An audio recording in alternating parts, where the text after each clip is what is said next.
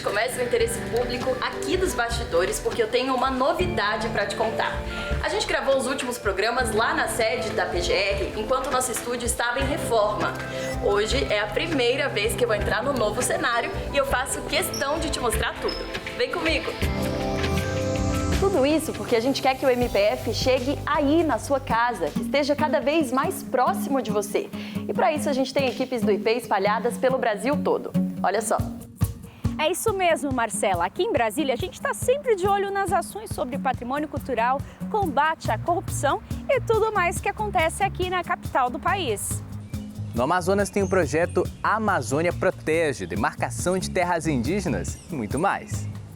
Aqui na Paraíba, o MPF tem forte atuação na defesa das comunidades tradicionais. O estado de São Paulo tem o maior número de processos de todo o país. E nós vamos buscar para você as melhores histórias na luta por direitos humanos, justiça e cidadania. Aqui no Rio também, a gente fala de coisas sérias, como segurança pública, a poluição das águas, preservação do meio ambiente. E em Mato Grosso do Sul mostramos os problemas e, claro, as soluções que vêm com a luta do Ministério Público Federal.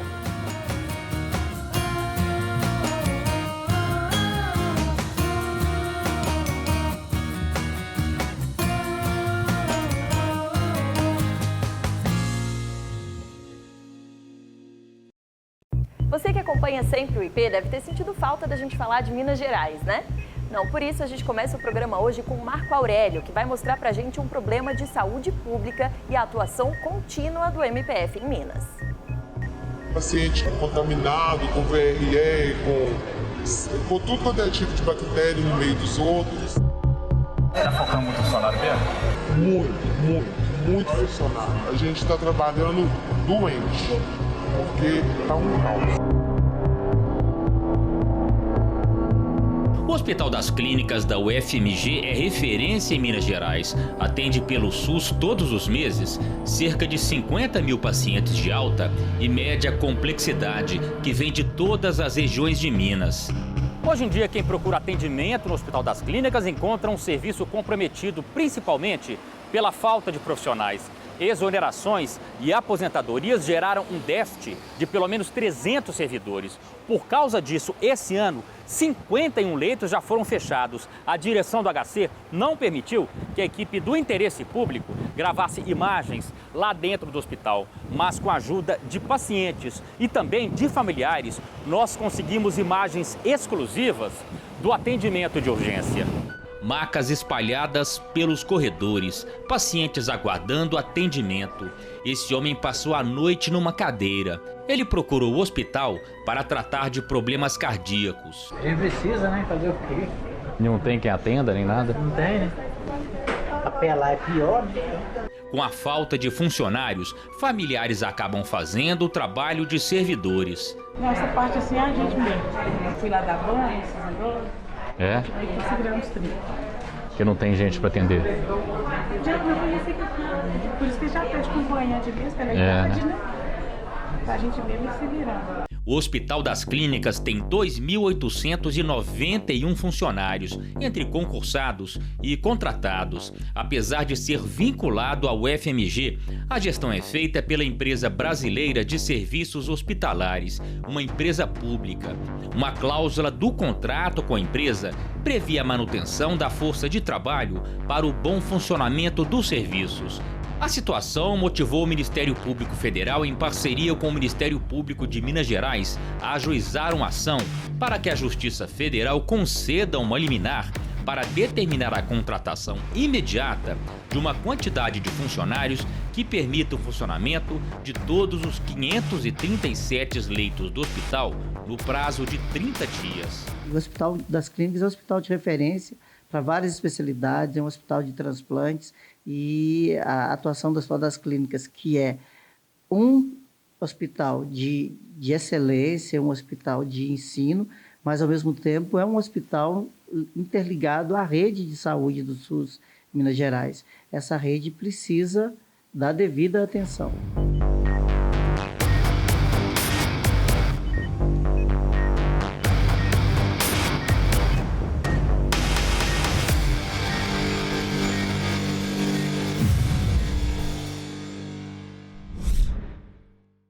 Marco, já que você está em Belo Horizonte, a gente tentou entrar em contato com o hospital, né? Foi sim, Marcela. A nossa equipe entrou em contato com o Hospital das Clínicas da UFMG e com a empresa brasileira de serviços hospitalares, que optaram por não conceder entrevista neste momento, já que o processo está aberto. A empresa brasileira de serviços hospitalares informou por meio de nota que realiza frequentemente contratações e reposições de funcionários para os hospitais universitários que administra, inclusive o Hospital das Clínicas da UFMG. Vamos conferir agora, juntos, o que é notícia no Ministério Público Federal. Começa agora o Redação MPF. E a gente começa com uma notícia daqui de Brasília, onde o Ministério Público Federal enviou ao Ministério das Relações Exteriores uma manifestação em apoio à candidatura do Brasil ao Conselho de Direitos Humanos da ONU. As eleições para ocupar as 2 vagas destinadas à América Latina entre 2020 e 2022 vão acontecer no dia 16 de outubro. Brasil, Venezuela e Costa Rica estão na disputa. A subprocuradora-geral da República, Eliseta Ramos, é a nova corregedora-geral do Ministério Público Federal. Entre outras funções, a nova corregedora será responsável por instaurar inquéritos contra membros do MPF e propor a exoneração daqueles que não cumprirem as condições necessárias para se manterem no cargo. Eliseta assumiu a corregedoria depois de ser indicada pelo novo Procurador-Geral da República, Augusto Aras, e ser aprovada pelo Conselho Superior do MPF. Em Pernambuco, o MPF entrou com uma ação na Justiça contra a Caixa Econômica Federal por conta da suspensão da exibição da peça Abrazo, que trata de temas como a ditadura militar. A peça conta a história de personagens que vivem em um lugar de opressão, onde não é permitido falar ou abraçar. Mas as sessões foram canceladas poucos dias depois do espetáculo entrar em cartaz. O MPF considerou que isso foi um ato de censura. Na semana que vem a gente volta com mais notícias daqui, direto da redação do Ministério Público Federal. Até lá!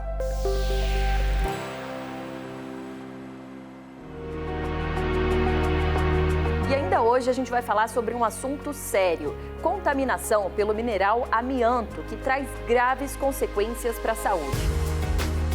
Já faz uns 10 anos mais ou menos que eu tomo medicamento para problema pulmonar, porque se eu não tomar, eu começo a sentir falta de ar. E você também vai acompanhar tudo sobre as primeiras iniciativas e os desafios de Augusto Aras como novo Procurador-Geral da República. É depois do intervalo, a gente volta já.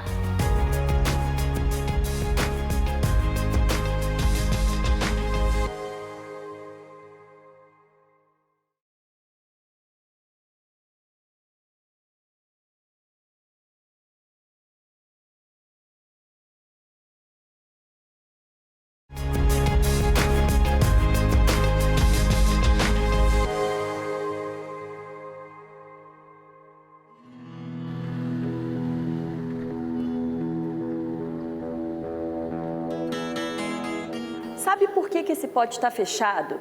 Porque se eu abrir, não só eu, como toda a nossa equipe que está por trás das câmeras pode ter sérios problemas de saúde. É que aqui dentro tem pó de amianto, que por muito tempo foi usado na construção de telhas e de caixas d'água, mas que hoje a gente já sabe, é uma substância perigosa e cancerígena. Em um documentário feito pela TV Brasil, a gente consegue ter ideia de quantas pessoas tiveram sérios problemas de saúde por causa da exposição ao amianto. Vamos assistir um trechinho.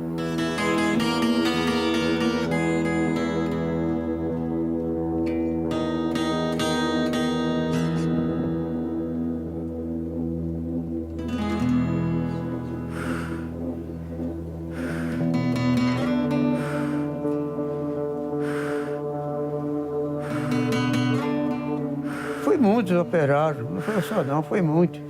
Trabalhou lá na pedreira, na usina, e tomava aquele pó, que ali dá muita poeira, né? Trabalhava ali, não tinha negócio de máscara para usar. Trabalhava assim, tudo à toa, né? Até 1967, o amianto utilizado pelas indústrias brasileiras era extraído de uma mina localizada em Bom Jesus da Serra, no sertão da Bahia. Durante as 3 décadas em que a extração do crisotila funcionava a pleno vapor, a nuvem de poeira gerada pela mineração era tão intensa que o cemitério da cidade chegou a ser batizado com um apelido sugestivo: Branca de Neve.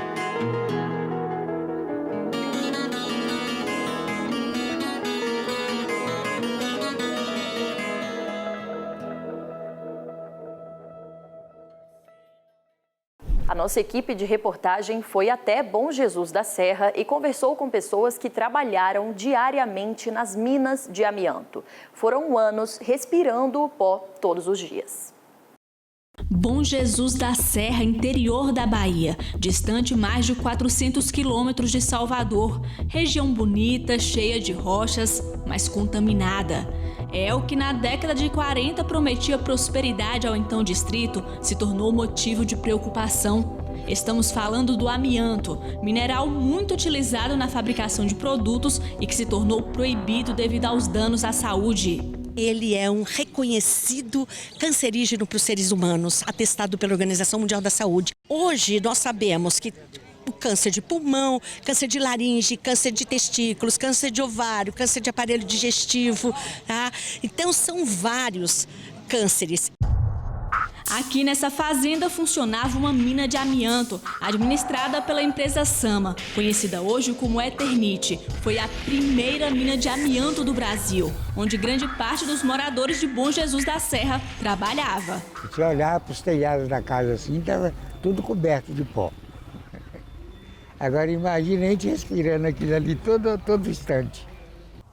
A exploração do amianto na área só foi interrompida em 1971, quando uma mina de maior potencial foi descoberta em Goiás. A mineradora encerrou as atividades sem nenhum cuidado, deixando valas abertas, montes de resíduos sem impedimento de acesso. Moradores chegaram a utilizar os rejeitos altamente tóxicos na construção de casas, levando o amianto para dentro da cidade, sem saber os riscos da exposição ao mineral. Em 2009, apareceram os primeiros casos de pessoas com a saúde afetada pelo contato com o amianto. Hoje eu tenho problema pulmonar, inclusive tomo medicamento. Já faz uns 10 anos mais ou menos que eu tomo medicamento para problema pulmonar, porque se eu não tomar, eu começo a sentir falta de ar, não tem como. Foi então que os Ministérios Públicos Federal e Estadual ajuizaram ações para tentar proteger a saúde da população e buscar a reparação ambiental da área da jazida. Os rejeitos que foram deixados pela empresa, eles foram utilizados para a construção de escolas, estradas e ruas na cidade. Então há uma exposição permanente dessas pessoas e o dano que essa substância traz, ela se apresenta apenas 30, 40 anos de exposição. O Ministério Público Federal entregou à Universidade Federal da Bahia um equipamento que facilita o diagnóstico de doenças respiratórias, chamado espirômetro. A instituição faz parte da rede de combate ao amianto. A cerimônia de entrega ocorreu em Bom Jesus e a comunidade, claro, foi convidada. Nós, da Universidade Federal da Bahia, atuamos junto com uma série de outras instituições, Instituto Federal da Bahia, IFBA, UESB, Ministério Público Federal e todas as associações envolvidas na causa do amianto, para que possamos contribuir, enquanto Instituto, da melhor forma nas ações de prevenção, diagnóstico e acompanhamento das pessoas que estão afetadas de alguma maneira por esse material.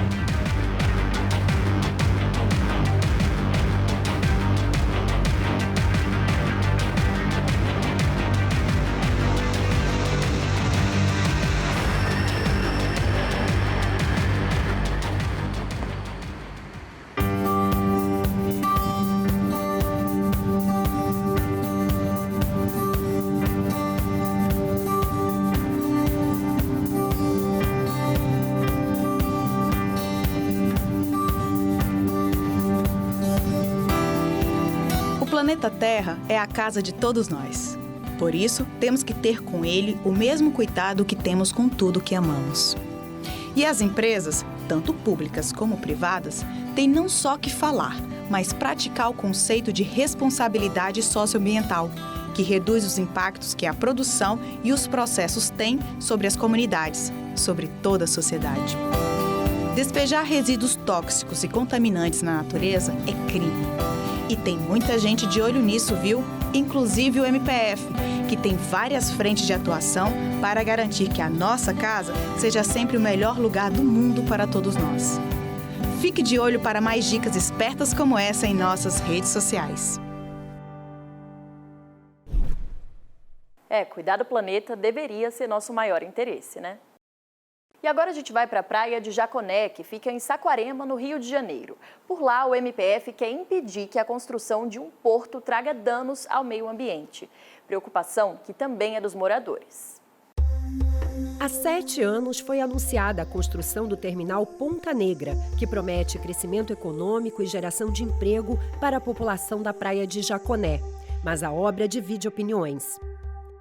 A gente quer uma qualidade de vida, a gente quer que alguma coisa disso seja repassado para a gente e a gente possa ter melhorias com isso. Acredito que essa quantidade de empregos que eles prometem também não vai ser muito bem aproveitada. Eu não, acredito que não seja nem tão verdadeira essas informações que são passadas. E para o nosso bairro também não tem uma visão muito boa, afinal bem negativa. Os estudos feitos pelo GAEMA, Grupo de Atuação Especializada em Meio Ambiente do Ministério Público do Estado do Rio, apontam para diversos riscos socioambientais, como favelização, ocupações irregulares de áreas protegidas e aumento da criminalidade na região. Além disso, o dano ambiental pode ser irreversível, com enorme prejuízo à fauna marinha e aos tesouros geológicos conhecidos como beach rocks, que estão protegidos por uma liminar desde 2015. É uma área muito bem preservada, ambientalmente falando, com alta biodiversidade, reconhecida como área de conservação prioritária pelo Ministério do Meio Ambiente e que deveria receber todo o cuidado possível durante esse processo de licenciamento. E o que a gente percebe é que isso não tem sido feito. Em 2017, o INEA, Instituto Estadual do Ambiente, concedeu a licença prévia ambiental enquanto analisa o pedido de licenciamento para a instalação do porto. Mas, para o Ministério Público, a licença desrespeita uma decisão judicial que impede novas liberações nesse sentido, além de adiar estudos técnicos ambientais considerados fundamentais.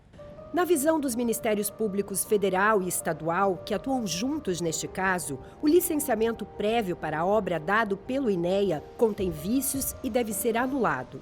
Existem vícios por quê? Porque não se foi evidenciado, por exemplo, a possibilidade da construção do terminal em outra localidade, ou seja, a viabilidade locacional, né, em uma área em que poderia haver uma mitigação desses problemas com relação ao meio ambiente. Também houve modificações na legislação municipal à época para que se atendesse a essa construção. Ao invés da instalação do terminal, há morador que defende maior investimento na parte turística para o crescimento econômico de Jaconé.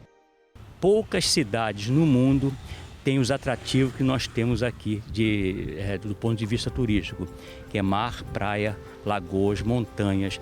Se eles pretendem trazer emprego, através do turismo a gente vai ter tudo isso. Turismo traz emprego e renda sem destruir.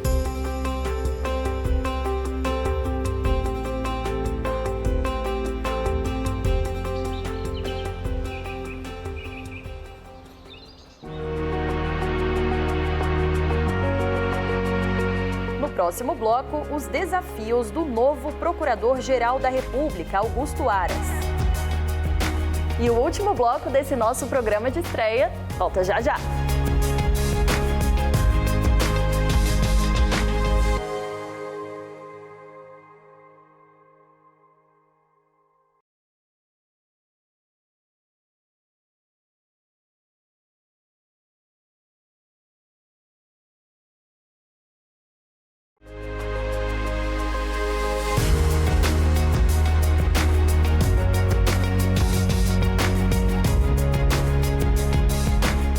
Aqui no EP a gente sempre fala sobre o trabalho do Ministério Público Federal. É porque a gente quer que você conheça e se aproxime cada vez mais dessa instituição que defende os nossos direitos. E agora a gente tem um novo Procurador-Geral da República, Augusto Aras.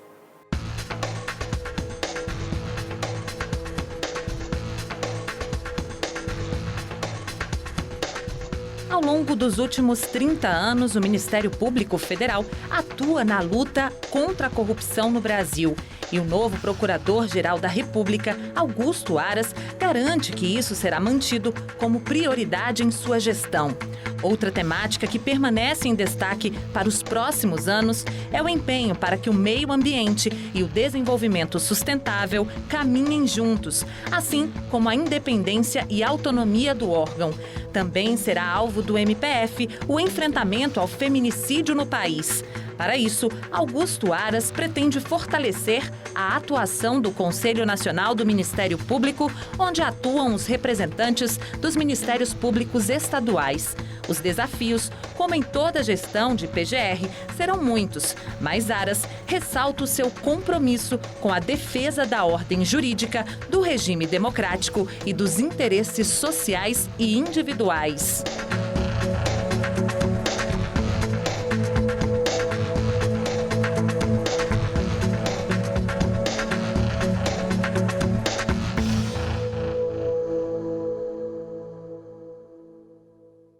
E agora nós vamos conversar com o Procurador-Geral da República, Dr. Augusto Aras, que vai falar mais sobre esse assunto. Seja muito bem-vindo ao Interesse Público, Procurador. O que não faltam são desafios, né? Olá, pessoal. Com grata satisfação que me manifesto no programa Interesse Público e estou pronto para transmitir as nossas melhores expectativas para a gestão em curso. O senhor tem falado sobre a questão do destravamento da economia como uma prioridade na sua gestão. Como que o Ministério Público vai poder atuar diante dessa questão? Nós temos por tradição cuidar das questões da ordem econômica ao final ou no curso de um contrato de obras públicas ou mesmo no curso da execução de um serviço público ou mesmo no final, quando a obra ou o serviço já estejam concretizados, realizados, e com isso nós trabalhamos no final. Ora, a esse tempo, eventuais danos, lesões ao erário, ao patrimônio público já estão exauridos. E por isso a nossa ideia, o nosso propósito é que a atuação do Ministério Público se faça preventivamente. Mas é importante saber que na coordenação nós podemos ter a iniciativa de provocarmos todos os órgãos que atuam na área econômica, sejam públicos, sejam entidades privadas, para que nós estudemos antes cada empreendimento econômico relevante e com isso façamos estudos conjuntamente com o Tribunal de Contas, com a CGU, com a AGU e com todos os órgãos públicos interessados, inclusive com os empresários, para que toda e qualquer deliberação da Câmara ou mesmo dos colegas já na primeira instância se faça previamente. Com isso nós evitamos o grande número de obras paralisadas em todo o Brasil, em todas as esferas, porque agindo preventivamente nós evitamos que o dano se consuma. Em relação à questão da segurança pública, né? Como que a nova gestão, qual que é a visão dessa nova gestão sobre esse tema? Nós temos dois aspectos da segurança pública. O enfrentamento à macrocriminalidade, nos crimes do colarinho branco, esta continuará sendo feita através de operações que hoje já estão funcionando em todo o Brasil. Mas nós estamos preparando, nesse âmbito interno, um órgão estruturado e organizado exatamente para combater a criminalidade estruturada e organizada. Este será um órgão central, de natureza colegiada, que funcionará aqui no âmbito da Procuradoria-Geral da República, que reunirá todas as operações. Com isso, nós teremos as tecnologias mais avançadas, compartilhamento de informações, sistemas e modelos modernos disponíveis para todas as operações em curso. Esse é o plano interno. No plano externo, o Conselho Nacional do Ministério Público tem um presidente. Esse presidente é o Procurador-Geral da República. E é nesse aspecto que nós precisamos mobilizar o Ministério Público dos Estados e o Ministério Público da União para que juntos façamos um trabalho de unidade institucional para levarmos a segurança pública a todos os rincões do Brasil. O senhor, como professor universitário, até conhecido como professor Aras, acha que essa vivência pode ajudar nessa comunicação com a sociedade? Eu sinto-me confortável para enfrentar os grandes temas que estão sendo questionados no âmbito do Ministério Público e todo o sistema de justiça, porque a nossa visão não é uma visão específica jurídica, mas uma visão que envolve a ciência política, a sociologia, a filosofia, a economia, a antropologia e ciências auxiliares ou áreas de conhecimento extrajurídicas. E por isso eu me sinto muito tranquilo, porque não só eu, mas outros tantos colegas compartilham desses conhecimentos e informações para que nós possamos fazer uma prestação ministerial adequada e completa. Doutor Aras, muito obrigada pela entrevista e sucesso aí na sua gestão. Obrigado a todos e convido-os para o diálogo, que deve ser permanente e constante e contínuo. E é com o diálogo que nós vamos detectar os problemas e vamos buscar, dentre as múltiplas respostas possíveis, a que atenda melhor ao interesse público. E para praia, para um cenário como esse é bom demais, né? Mas para praia limpa, por favor. Sabe quem pode garantir isso? Cada um de nós. Mostra pra gente Rafael Oliveira. Integrantes do Ministério Público Federal se mobilizaram para recolher o lixo da praia do Cabo Branco, em João Pessoa, uma das mais movimentadas da capital paraibana. A coleta de lixo é para lembrar o Dia Mundial de Limpeza das Praias. Este é o segundo ano que o MPF na Paraíba realiza a ação. O Ministério Público presente, numa ação desse tipo, recolhendo lixo na praia, desperta a consciência de cada um que esse exemplo possa ser difundido e para qualquer situação do cotidiano. Não só numa campanha, mas isso aí tem que ser uma mudança de hábito, de cultura de toda a população, orientada e voltada exatamente à preservação do meio ambiente. O Dia Mundial de Limpeza das Praias é celebrado desde 1986. A iniciativa da ação foi de uma ONG norte-americana. Hoje, instituições de vários países realizam esse mutirão do bem, como é o caso do Ministério Público Federal. A ação de limpeza da praia faz parte do Programa de Gestão Socioambiental do MPF na Paraíba. Além dessa iniciativa, o órgão também promove outras ações de sustentabilidade. No MPF, na Procuradoria da República na Paraíba, existe uma política de se estimular o uso de escadas, se desligar a energia no período de maior consumo, de substituir copos descartáveis. São essas e outras iniciativas que a gente aplica na instituição e tenta também disseminar para a sociedade em geral. O resultado da coleta aparece rapidinho. Pedaços de copos plásticos, pratos descartáveis, tudo isso tirado das areias. Quem participou sabe da importância dessa iniciativa. Melhora bastante, tanto assim, o nosso relacionamento dentro da Procuradoria, como que a gente pode passar para a sociedade fora.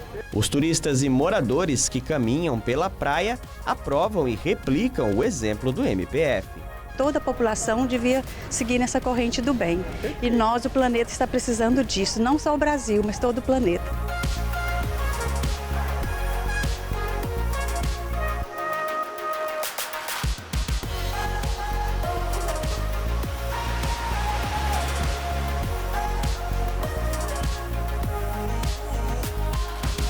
Hoje eu vou ficando por aqui, mas se você quiser rever as nossas reportagens, é só dar um pulinho lá no nosso canal no YouTube. As notícias vão todas para lá e são atualizadas toda semana no nosso portal e também no nosso Facebook. Dá um pulinho lá.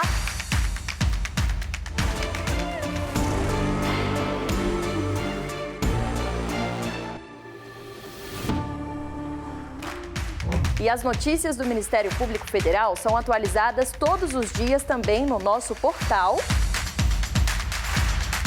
e no nosso Facebook. Dá um pulinho lá. E aí, gostou do nosso novo programa, do novo formato? Eu espero que sim. Te aguardo na semana que vem, viu? Um beijo, tchau!